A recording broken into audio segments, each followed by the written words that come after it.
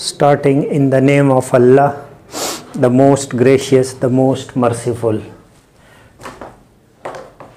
Today our topic of discussion is viruses. आज हम virus के बारे में पढ़ेंगे। वायरस क्या है? लैटिन वर्ड से बना हुआ है जिसका माना है venom. Venom mean poisonous fluid, यानी कोई जहरीला सा एंटिटी है, बॉडी है वायरस, जो कि नॉन लिविंग है और नॉन लिविंग है। It is a non cellular obligate.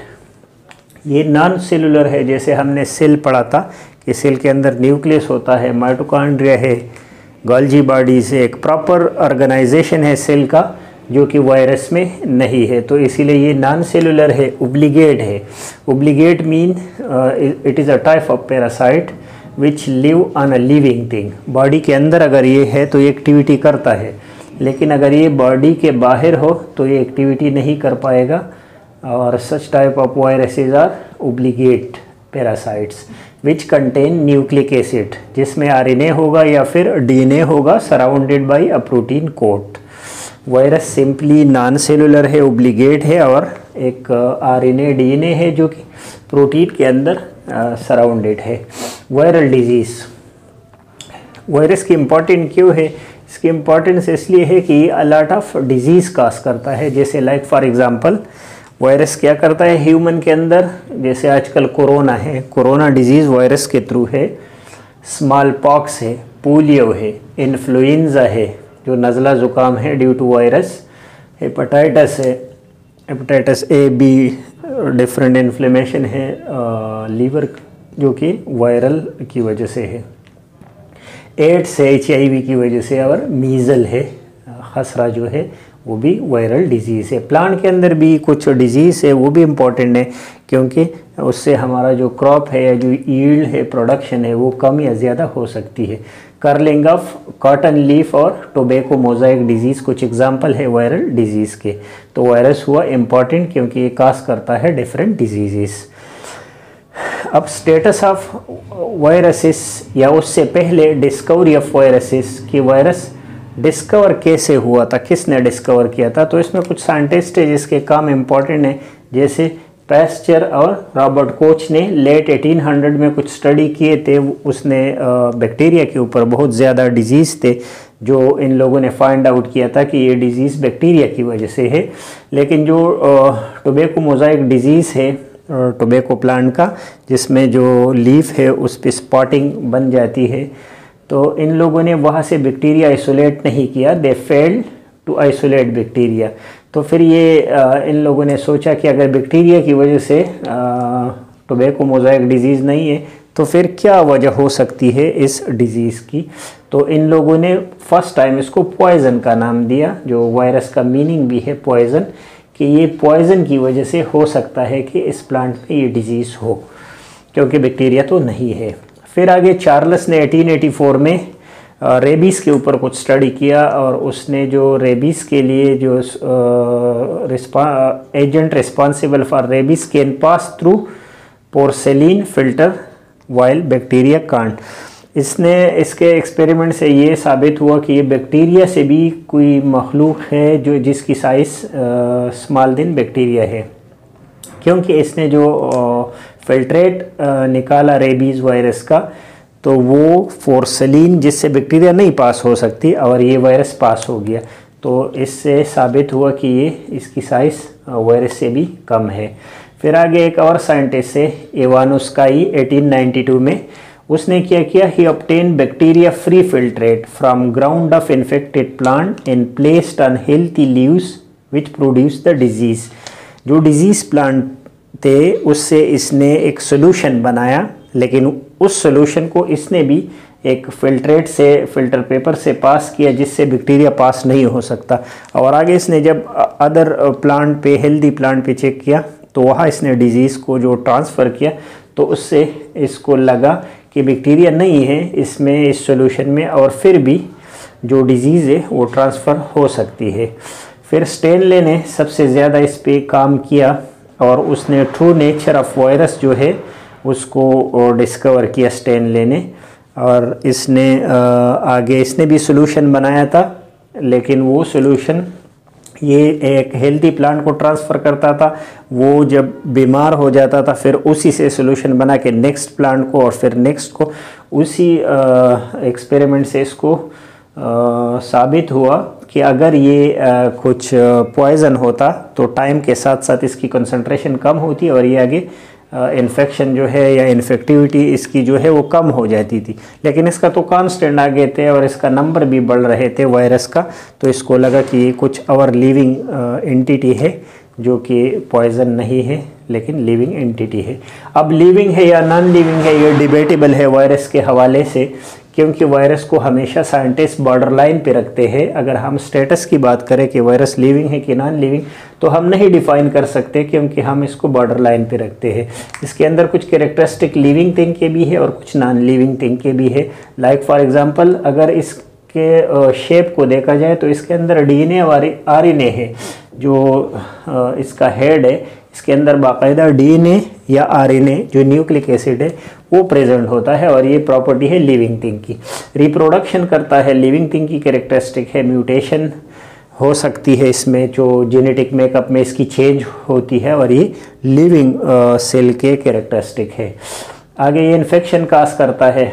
Again ये लिविंग थिंग का कैरेक्टरिस्टिक है किसी बॉडी के अंदर बीमारी काज करना।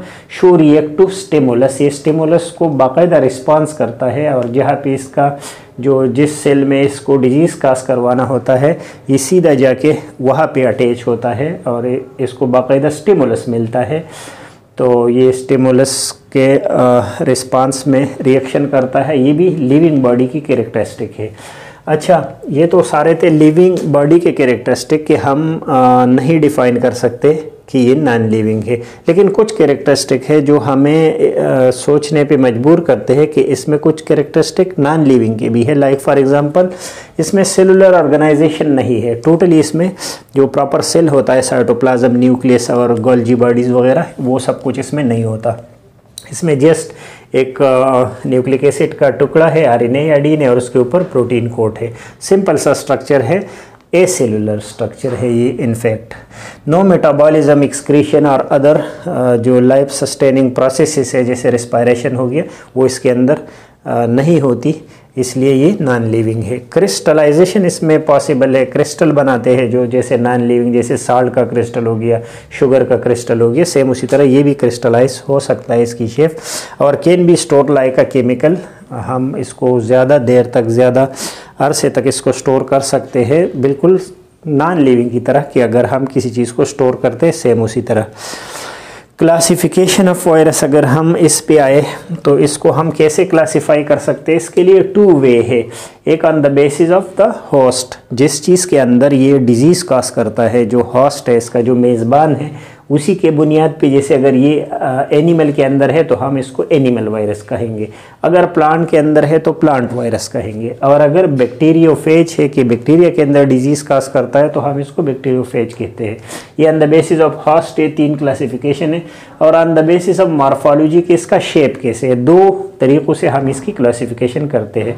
तो जो एनिमल वायरस है वो कौन से वायरस है? That parasite of animal and causes disease in them, जो एनिमल के अंदर डिजीज़ काज करते हैं वो एनिमल पैरासाइट है। जो प्लांट के अंदर डिजीज़ काज करेगा और उस अपना खुराक वगैरह लेगा, उसके ऊपर एज अ पैरासाइट रहेगा, ये तो प्रॉपर उसी तरह न्यूट्रिशन नहीं लेता लेकिन डिजीज़ काज करता है। तो जो प्लांट के अंदर डिजीज़ काज करेगा तो ये फिर प्लांट वायरस है। और बैक्टीरिया के ऊपर अगर रहेगा, बैक्टीरिया के अंदर डिजीज़ काज करेगा तो हम इसको बैक्टीरियोफेज कहेंगे। इसका जो जीनोम है एनिमल का वो मोस्टली डीएनए होता है, प्लांट का आरएनए और बैक्टीरियोफेज का डीएनए। 2 में ज़्यादातर डीएनए होता है और प्लांट में, जो प्लांट के वायरसेस है उसमें ज़्यादातर आरएनए है। कौन से डिजीज़ काज करता है एनिमल? पहले भी हमने पढ़ा कि AIDS, hepatitis, polio, corona, measles, mumps वगैरह जितने भी ये डिजीज़ है ये एनिमल के अंदर काज करवाता है। और tobacco mosaic disease, tomato mosaic disease, sugarcane mosaic disease, ये प्लांट के अंदर ये डिजीज़ काज करता है, प्लांट वायरस। और बैक्टीरिया के डिजीज़ का तो हमें नहीं पता क्योंकि बैक्टीरिया किसी साइन सिम्टम के साथ हॉस्पिटल आती नहीं है, तो हमें नहीं पता लगता कि बैक्टीरिया के अंदर कौन सी बीमारी है। लेकिन बैक्टीरिया के अंदर जो डिजीज़ काज करेगा वो बैक्टीरियोफेज है। आगे फिर on the basis of morphology कि इसका शेप किस तरह है, तो शेप या तो स्फेरिकल होगा राउंड जैसे पोलियो वायरस का है, या टेटपोल जैसा शेप होगा, ये टेटपोल जैसा शेप होगा, और वो बैक्टीरियोफेज है उसकी एग्जांपल, और राट शेप जो राट की तरह होगा, और उसका एग्जांपल टोबैको मोजाइक डिजीज़ है। वायरस का स्ट्रक्चर पढ़ेंगे, कुछ रिप्रेजेंटेटिव वायरसेस है जैसे बैक्टीरियोफेज हो गया, HIV वायरस, इन्फ्लुएंजा, उसके स्ट्रक्चर पढ़ेंगे। तो हम इस लेक्चर में आज बैक्टीरियोफेज को पढ़ेंगे। बैक्टीरियोफेज की साइज़ के बारे में अगर बात करें तो 24 to 200 नैनोमीटर इसकी साइज़ है। पार्ट्स इसके दो है, एक इसका हेड है, हेड ये बड़ा सा इसका हेड है। हेड किस तरह क्यूबिकल है, हेक्सागोनल है, 6 गोन्स है इसमें, कोन्स है, तो हेक्सागोनल है, और डायमीटर इसकी 70 नैनोमीटर है। इसके अंदर क्या होता है, हेड के अंदर एक इर्द गिर्द प्रोटीन कोट होता है, और अंदर DNA मालिक्यूल इसके अंदर होता है। प्रोटीन कोट जो है वो उसको कैप्सिड भी कहते हैं, और वो किस चीज़ से बना है, प्रोटीन सब यूनिट से, कैप्सोमर से बना होता है ये। फिर इसके नीचे टेल है इसका, ये हेड हो गया, हेड में 2 पार्ट पड़े, प्रोटीन कोट और DNA, और दूसरा पार्ट इसका टेल है। टेल में क्या है, कॉलर है, collar is just the junction between head and the tail. Collar के नीचे फिर हॉलो ट्यूब है, हॉलो ट्यूब के ज़रिए ये क्या करता है, अपना DNA को ट्रांसमिट करता है होस्ट सेल के अंदर। एक शीट है इर्द गिर्द इसके, एक कवर जैसा है जो कंट्रेक्टाइल प्रोटीन से बना होता है, और बेजल प्लेट है इसके एंड में, और इसमें क्या होता है, लाइसोजाइम एंजाइम होता है जो आगे जाके सेल वॉल, जो बैक्टीरिया का सेल वॉल है उसको लाइस करके अपने DNA को ये इंजेक्ट करता है। और आखिर में ये टेल फाइबर्स है जो कि 6 होता है नंबर में, और यूजेस फॉर अटैचमेंट, जो बैक्टीरियल सेल वॉल के साथ ये अटैच होके जो इसके अंदर लाइसोजाइम है उसी की मदद से ये बैक्टीरिया का वॉल स्प्लिट करेगा और अपना DNA इंजेक्ट करेगा, और प्रोटीन जो कोट है वो बाहर रहेगा। तो ये था बैक्टीरियोफेज। फिर नेक्स्ट लेक्चर में HIV और इन्फ्लुएंजा का स्ट्रक्चर पढ़ेंगे, और अगर इसमें कुछ मुश्किल हो, कोई मसला हो इसमें, तो आप कमेंट्स करके पूछ सकते हैं।